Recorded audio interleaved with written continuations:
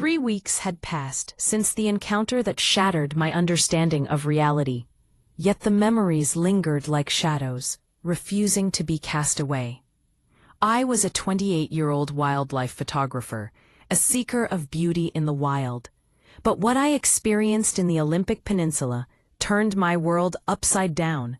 I had always dismissed stories of Bigfoot as mere entertainment, the fevered imaginings of those lost in the woods. But now I realized the truth. Sometimes, you just need someone to believe you, even if they are strangers on the internet. It all began on a Thursday morning in early May, when a park ranger friend, Jake, shared disturbing tales of unusual animal activities, large tracks, peculiar sounds at night. His voice carried an uncharacteristic tremor. I should have heeded that tone, but the thrill of the hunt compelled me forward. I drove to the trailhead with determination, filled with visions of capturing something extraordinary on camera. The hike to my campsite felt surreal. The forest, usually alive with the chatter of birds and rustling leaves, was eerily silent, an emptiness that gnawed at my confidence. I set up camp near the creek, surrounded by towering trees, their branches swaying like sentinels. But the peace was deceptive, as I soon found peculiar human-like tracks in the mud, monstrous in size, and my excitement mingled with a primal instinct that whispered, "Leave." That night, the woods came alive, with sounds that sent shivers down my spine. It began with the snapping of branches, sharp and deliberate, followed by rhythmic tree knocking, echoing through the stillness like a sinister heartbeat. My heart raced as I sat in my tent, clutching my camera, unable to shake the sensation of being watched. The second day revealed even more unsettling signs.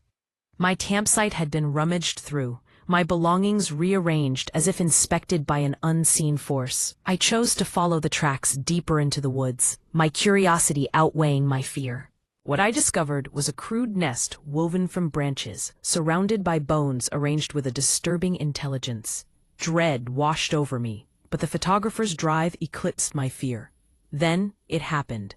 As I documented the eerie scene, I turned to find it standing there, a figure so enormous and covered in dark fur it seemed to blend with the shadows of the forest. It watched me with human-like eyes, filled with a mix of curiosity and something more primal. In that moment, time blurred. Our gazes locked, and I raised my camera instinctively, capturing an image that would change everything. Its reaction was unexpected. It stepped back, emitted a low rumble, and gestured with a commanding presence that begged me to stop. I lowered my camera, feeling an overwhelming urge to respect its wishes. It watched me for a moment longer before vanishing into the underbrush, leaving me trembling in its wake. That night, the forest seemed to conspire against me. The tree knocking escalated into a cacophony of guttural sounds that felt like a conversation among the unseen watchers. My tent shook beneath the weight of something circling me, and the stone that struck my side sent me reeling. I shouted for them to understand. "I won't take any more pictures," and the assault ceased. Yet a chilling realization settled in. I was being hunted, not for harm, but for observation. On the final morning, I discovered a message crafted from stones, an unmistakable arrow pointing back to safety. They wanted me gone, and as I hiked back to the trailhead, the weight of unseen eyes bore down upon me. The shadows danced between the trees as I fled, every crack in the underbrush a reminder of their presence. Returning to Seattle, I sifted through the photos, only to find most corrupted, but the one of the creature remained, taunting me with its reality. Yet every attempt to share it met with failure, my devices crashing, as if the image bore a curse. It was a truth I could not expose, a secret too profound to share. Since that fateful encounter, I felt their gaze linger on me, as if the veil between our worlds had thinned. I found old tracks outside my apartment, a silent reminder that they knew where I lived.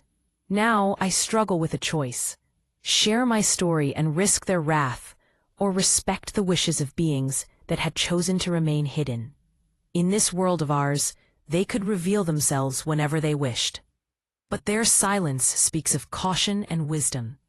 Perhaps they understand humanity better than we care to admit, that our instinct is to exploit, to hunt, and to extinguish what we do not understand. The knowledge of another intelligent species among us might lead to their demise, and perhaps they choose to remain hidden to preserve their existence. So I sit here, grappling with my experience, knowing that some truths are meant to stay buried in the wild, where they belong.